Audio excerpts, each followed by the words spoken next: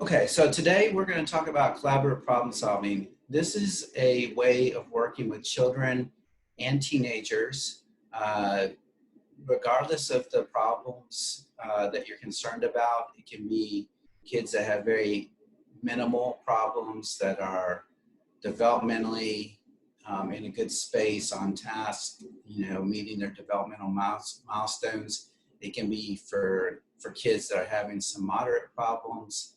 And it can be for kids that have severe problems. So we're just going to get into it, but let me just again reiterate that this approach was developed, I think, in the late 90s. It's been adapted over the last 20 years. It's been implemented in school systems throughout the Northeast. It's used extensively in psychotherapy, in treatment centers. It's a really strong evidence-based practice for both teaching new skills to children, to addressing behavior problems, and specifically to help them develop their executive thinking skills. So let me get in here. Okay, so our learning objectives today will be to discuss what causes challenging behaviors in children and adolescents, and then also just to develop some knowledge of collaborative problem solving. As you see in my citation there, the model has been adapted over the years. The first publication of it was in the late 90s. It's been adapted for school systems. It's been adapted for other programs that work with children. Today I'm going to use the term collaborative problem solving because I feel like that makes the most sense, and that's how the model was originally, what it was originally named. But when the psychologist who developed it, Ross Green, when he left the university, or I think it's College of Medicine at Massachusetts, when he left that school, he later modified the name to be collaborative and proactive solutions. So you'll see it referenced under both names, collaborative problem solving and collaborative and proactive solutions. Okay, so let's first just talk about what are challenging behaviors. Challenging behaviors, these are behaviors children's behaviors that result in unmet adult expectations. They can be disruptive, oppositional, and aggressive. Challenging behaviors do not occur all the time, although emotionally, sometimes it may feel like they do. Once they're studied and documented, challenging behaviors tend to be predictable, and we're also often able to identify when they're most likely to occur. There exists a range of challenging behaviors, from mild to severe. So this graphic just demonstrates some of that range. On the left side, you have some of the mild challenging behaviors. A child who puts his head down on the desk during class or doesn't turn in assignments. Maybe they make disruptive noises. In the middle, you have some more moderate behavior problems. Children or teens that use profanity, talking back, making fun of their siblings or other peers, refusing to do work. And on the right, we have the more extreme challenging behaviors, which include verbally threatening others, getting into fights, self-harm in terms of cutting on themselves, running away, substance abuse, or even suicidal or homicidal ideation. So who is at risk? Now, let me just say that all children have challenging behaviors, because when challenging behaviors emerge, it often means that the child lacks some kind of skill set that they are developing. So we see an increase in challenging behaviors at different developmental milestones. So it's really important just to acknowledge that there is no such thing as a perfect child. There is no child that is born into the world completely evolved. All children have challenging behaviors.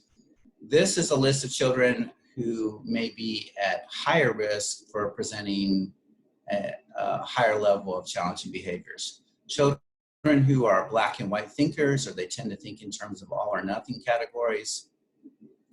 Kids who struggle with switching cognitive sets during transitions. So what do I mean by that? I mean mindsets. So for example, when you're out on the playground during recess. You can run around, you can yell, you can be silly.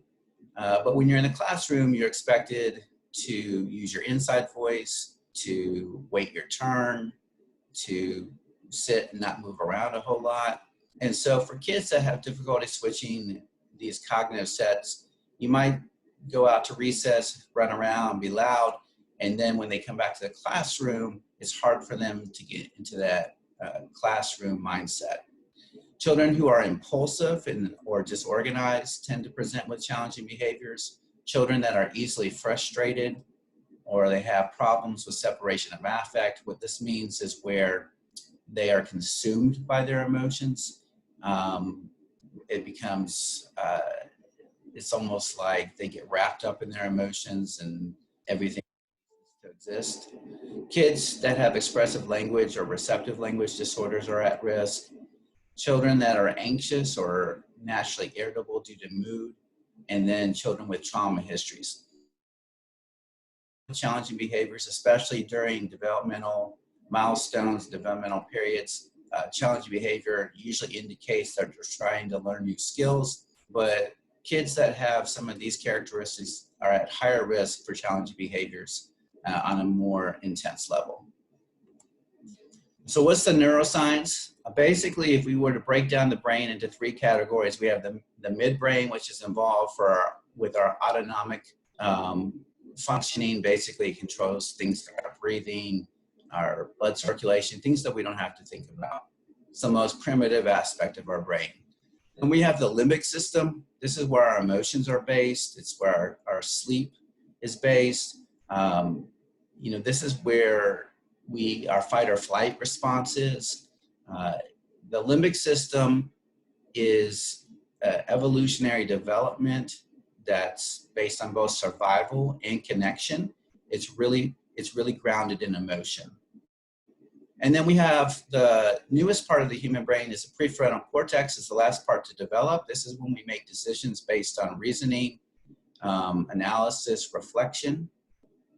But most neuroscientists will make the argument that development of the prefrontal cortex is this part of our brain that uses language, uses reasoning, uses logic, that has impulse control.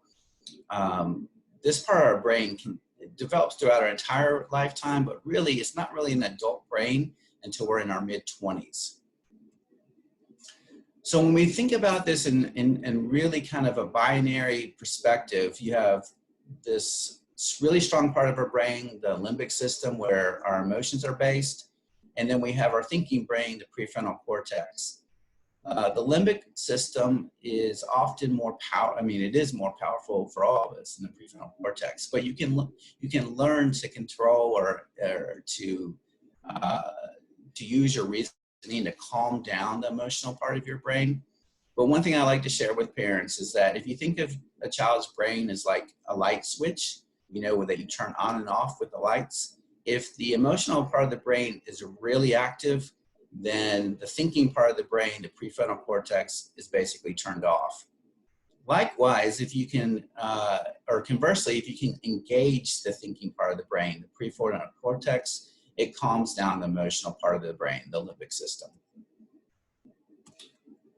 All right, so when we think about how do we parent or how do we work with kids, it's really important that we acknowledge our philosophy that underlies our parenting and guides our interventions with children.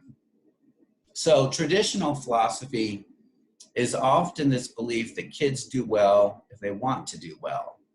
And so when we see kids that are presenting with difficult behaviors, then we often think it's because they're attention seeking, they're unmotivated, they're trying to manipulate us or be coercive, they're testing limits, or they get some kind of benefit out of the behavior. So example, if a child talks out in class, doesn't raise their hand, interrupts the teacher, but if the child's peers laugh, that would be considered a secondary gain. So this view is basically that challenging behaviors emerge because children lack motivation.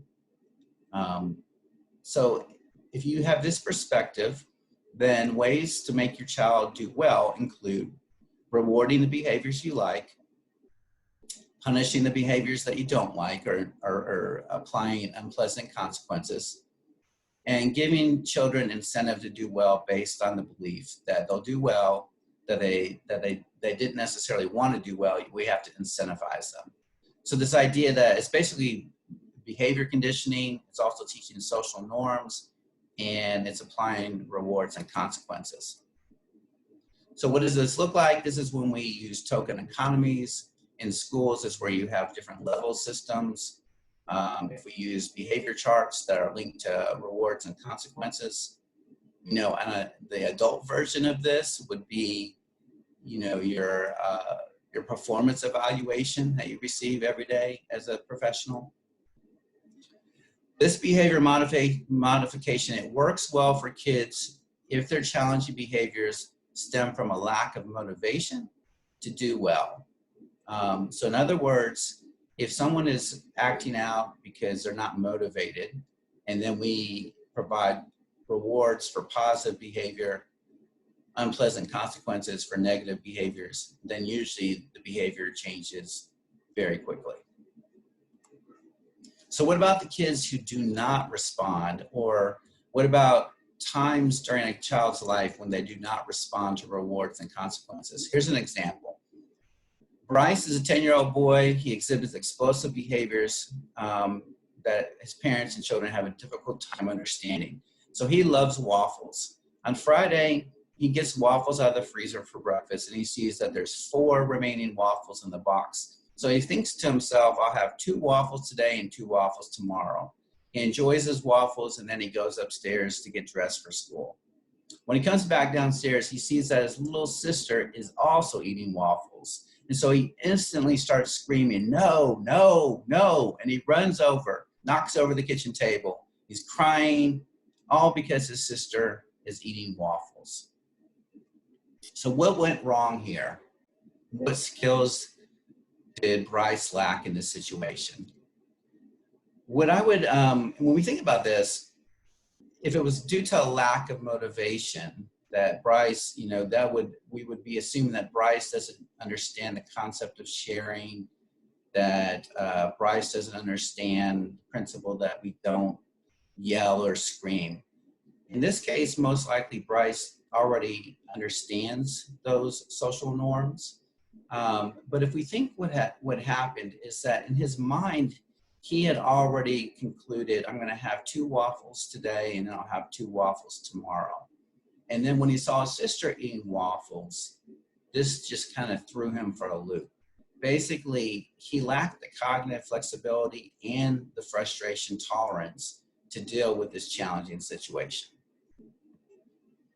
So the philosophy that underpins collaborative problem solving is that kids do well if they can. There's a typo there, but it should say kids do well if they can. So kids will do well if they can. If they're not doing well, it means something must be getting in the way. If this is your philosophy, which I encourage everyone to embrace this philosophy, then your interventions shift to figure out what's getting in the way of children doing well. And if their behaviors remain challenging, that means we haven't figured it out yet.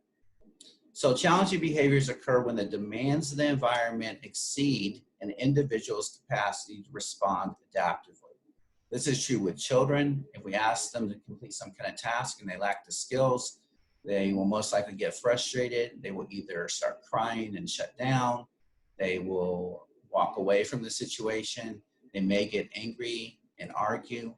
But it also applies to us as adults. If we are put in situations and environments where we lack skills to manage the demands of the environment, we're also likely to have an adult version of a meltdown. Okay, so sticking with this philosophy, the definition of good parenting is being responsive to the hand you've been dealt as a parent. Parents know that children are individuals, that their children, some children, they're in their own family, some of their kids are better at dealing with frustration than other kids. Some kids are better at taking the perspective of others.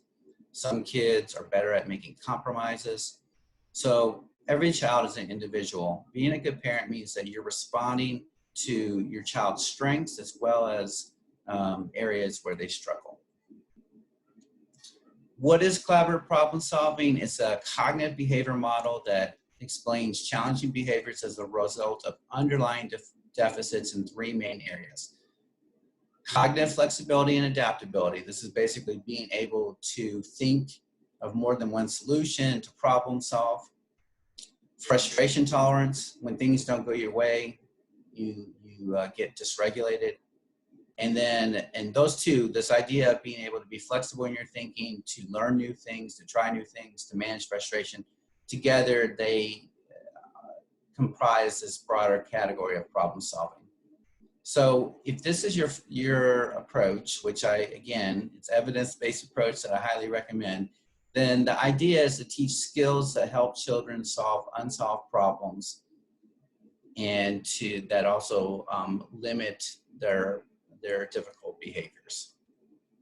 Okay, so when we get into, and I've done entire full day trainings on this approach of working with kids, so I am really condensing this to the bare bones.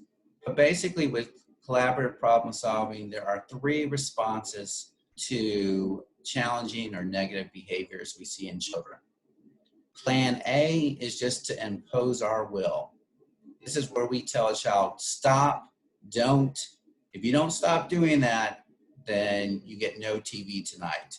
We impose our will. There is definitely a place for Plan A. Sometimes we need to use Plan A because we are short on time and we need to be efficient.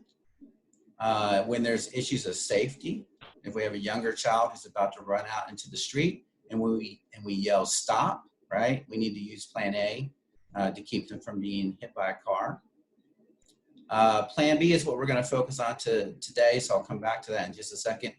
Plan C is where we drop unmet adult expectations, at least temporarily. So this is different than giving in to a child. If a child started to act out, and like, for example, if you said to your child, you need to brush your teeth, and they started to throw a tantrum, and then you said, okay, you don't have to brush your teeth, just go up to your room, that would be giving in. That's not what Plan C is. Plan C is when you recognize that there is a pattern of behavior where your child tends to struggle or melt down. So if every single night your child starts to melt down, starts to throw a tantrum when it's time to brush their teeth, as a parent, you could make the decision, all right, I'm gonna ease off on the brushing the teeth for right now because it's causing way too much conflict, way too much stress than it's worth. And so if you do that proactively, then you're not giving in to the child, you're just gonna drop those expectations, at least for now. Plan B is where we get into collaborative problem solving, the focus of today. All right, so what is proactive Plan B? So the first step is where the adult tries to understand, to clarify the kid's concern and their perspective on the problem. So you've noticed a problem, but this is really important. As adults, we often assume that we know all, that we are adult geniuses, that we are observing our children and we know what's best for them. And it may be that we know ultimately what is best for them in terms of what kind of, what they need to be healthy and happy. But it's really important with this model that you start with the child and their perspective. You start from a place of empathy, of understanding what they're experiencing. So the first step is empathy. The second step is defining the problem. This is where the adult communicates their concern and their perspective on an unsolved problem in a neutral manner. So this is basically where you're able to say, these are my concerns. And then the third step is an invitation step where the child and the adult, they brainstorm solutions together to address the problem. It's really important to acknowledge that whatever solution is developed, it must be realistic, satisfactory to both parties, and hopefully it's something that can work more than once. Okay, so let's get into the more specific details. Define the problem step. And let me just say, with the empathy step, I didn't put a slide in here just due to time, but the empathy step, if your child was getting upset, let's say every time you asked them to turn off a video game, The empathy step would be to say, I notice whenever I ask you to turn off your video games, you get really upset. What's going on with that? Or what's up with that? The empathy step is where you acknowledge that the child is suffering or unhappy or struggling. And you basically say to the child, it may be, I notice that you and your brother are getting in lots of arguments, and it always ends up with you being sad. What's going on? So that's acknowledging their pain and their suffering. And it gives them that opportunity to, in their own words, give their perspective on what is happening. It's really important that you do that first, and you allow them to feel heard and seen and connected. The define the problem step, this is where you start to express what your concerns are. And so you want to make sure that your concerns are clear, that you're saying it in a kind, empathic way, and that you're not judging them. So be specific. If the example I just provided, if your concern is that every time you ask them to turn off their video games, they start to cry, let them know. My concern is that when it's time to turn off the video games so that you can work on your homework, you start to cry. And then if you're not able to do your homework, you're not gonna learn important things that you need to know. That would be very specific. Empathic, this is where you're sharing your concern in a caring tone.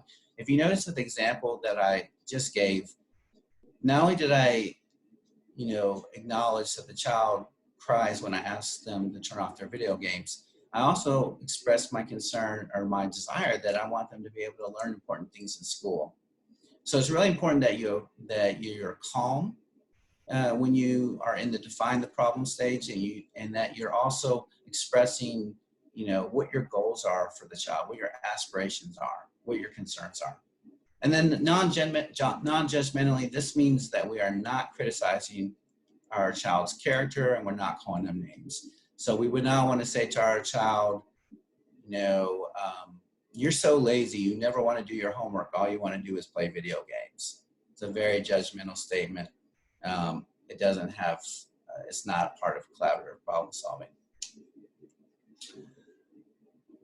You want to emphasize how the problem impacts them or others. So sometimes it might be that, if I'm asking you to get off video games, turn off your video games, that I can tell is really upsetting to you, that's emphasizing how it impacts them.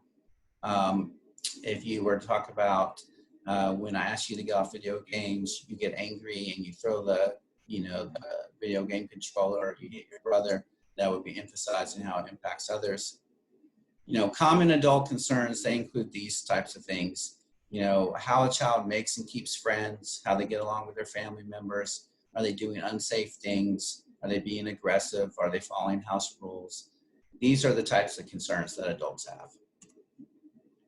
The invitation step, this is where you brainstorm solutions together. Again, let me re-emphasize, it is collaborative. That's why it's in the title, collaborative problem solving. You have to suspend the belief that you know the correct or the right solution. If you just try to impose your solution on the child, you're doing plan A. That's where you're imposing your will. The reason you don't want to do this is because, one, the child won't feel heard. They're going to feel like you're just trying to coerce them.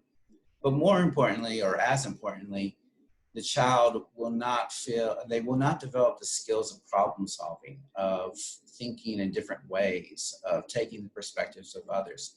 Collaborative problem solving on one hand is about solving challenging behaviors, but more importantly, it's about helping kids develop skills that they're going to need throughout their life. And so this is brainstorming together. The solution is realistic, it's satisfactory to both parties, and hopefully it's durable, which means that it can be used more than once. So what does it sound like? It might sound like this. I wonder if there's a way, so the child, if you were to ask, what's going on when I ask you to turn off the video games? The child might say, I get upset because I'm not able to finish the next level. So you could start with, I wonder if there's a way you can finish the next level on your video game or not have to lose the progress you've made, and yet still have some time to get your homework done. Do you have any ideas? So you acknowledge both the child's concern as well as your own concern, and then you extend an invitation which prioritizes the child and lets them take the first stab at coming up with ideas. Another example is that I provide here is I wonder if there's a way we can make homework less frustrating, especially the writing part, but that you still learn the material. So again, acknowledging both people's concerns, extending an invitation, allowing the child to have the first opportunity to come up with solutions. Emphasis on collaboration, you're working as a team. You want to acknowledge both to yourself and to the child that most problems are not solved the first time you try to solve them. So when your child starts to generate solutions, or the two of you generate solutions, you may come up with something that sounds satisfactory to both you and the child. It's realistic.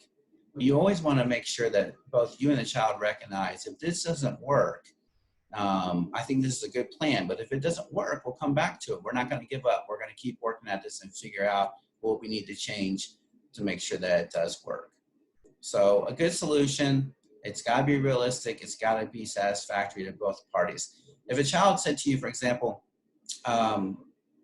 well, you could just let me play video games and not make me do my homework, you could respond and say, I recognize how that would address your concern, or I recognize how that would keep you from getting frustrated or crying, but that doesn't address my concern, which is that I want you to be able to learn these really important subjects in school that are going to help you your whole life. That, you know, I want you to do well in school. I want you to learn about the world. So do you have other thoughts? It's really important we acknowledge it's got to address both people's concerns. If you walk away from this where the child or you or both of you say, I'm just going to try harder, the child says, I'll just try harder. Next time I'll try harder when you ask me to get off the video games. That's probably not going to work. So thinking through like specific strategies. Again, part of what we're doing here is trying to address problems, and part of it is what we're doing is helping our children learn how to manage frustration, how to solve problems, how to think in a flexible way. So why is this, I have here at the top of this slide, proactive plan B. You don't want to do this, in the heat of the moment. You don't want to do this when your child is already having a meltdown. When a child is emotionally dysregulated, if we were to go back to that slide on the limbic system and the prefrontal cortex, when a child is already frustrated or melting down emotionally, the thinking part of their brain is turned off. So what you want to do is you want to find a time where both you and the child are calm. If either one of you is emotionally charged or dysregulated, this is not going to work. So we are being proactive. We're noticing a pattern of behavior with our children, and then we're choosing a time where we can talk to them about it when both parent and child are calm.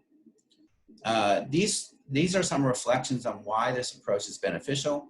It changes the interaction between the parent, between the children and the kids. It's no longer a power struggle. You know, when you tell a child you must do this and they say I won't do this, you know, it's a power struggle. And my experience is that children tend to be willing to take things to a level that most parents are not willing to do. Most often power struggles result in the child winning in terms of getting what they want. But also, even if that doesn't happen, both people become very angry and frustrated, and it's damaging to the relationship. So with collaborative problem solving, you're not in a power struggle, you're on the same team trying to figure out a problem. This means it lowers stress for both the parent and for the child. It helps developing a mentoring relationship between the child and the parent, and it helps the child feel heard and validated. It empowers kids to take accountability for their own lives. That's why it's so essential. We say, you know, I've noticed this problem. What are your concerns? You know, and then what are your ideas? You let me know. What do you think we can do about this? By having the child take the lead in solving the problem, they're learning to take accountability for their own lives. And most importantly, it assists in developmental tasks like planning, organizing information, thinking analytically, solving problems, communicating with another person, taking other people's perspectives, you know, learning how to be self-reflective, and just developing new skills or learning new skills. These are the benefits of this approach. So I think that is all I have in terms of the PowerPoint presentation. I'm gonna take off the stop share. And I'm just gonna open it up to any questions where people can ask for clarification on this model. You could also ask how you would apply it to a specific problem that you might be dealing with your child, or just any other questions you might have. And you can ask questions either by unmuting yourself and just asking me the questions, or by typing a question into the chat box.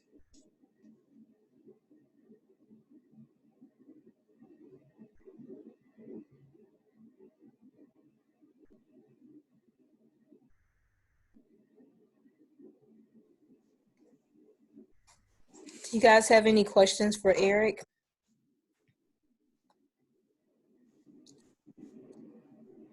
One thing I would add or just comment on, I really appreciate you saying the part about try harder. Right. I really appreciate that, because I can see that happening where you know, to say, you got to do better, or you got to, I can just, such natural to me. It seems like one of those natural, got to do better, you got to try harder, or the child themselves may go, I'll do better next time, or something like that. But you have a real plan. You don't have a plan for doing better next time. So I really appreciate you putting that in there. It's easy to say do better, or I will do better, and not think about, okay, how, like you haven't talked about it. So I appreciate you saying that part. Yeah, absolutely. And I think that when parents do this with kids, a lot of times if their child just says to them, I'll do better next time, or I'm going to try really hard, right? Then the parents are like, great, problem solved, right? But but if it really comes down to that, they're lacking some kind of skills. They don't know how to do better. They can have all the desire in the world, but they're not going to be successful. So absolutely, if you hear the words try, I'm going to try harder, or I'll do better, then ask them and say, oh, that's really great. I appreciate that you want to try hard and you want to do better. So let's talk about, what you and I can do differently so that you're able to do better, and really kind of get into the specifics of how can I be helpful? How can we do things differently?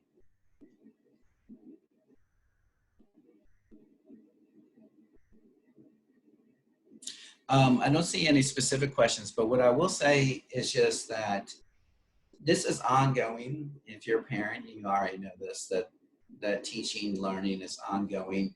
I wish I could say you do this one time and the problem is solved. I mentioned during the presentation that most difficult or recurrent problems take some time to figure out, take some time to develop new skills. But the value in doing this is that you're helping to develop their brains. You're helping them to learn how to think about others. You're helping them learn how to plan, to do analytical thinking, how to organize their thoughts, how to identify their feelings. There's all kinds of skills that you're helping them build during the process. So the process is really more important than the outcome.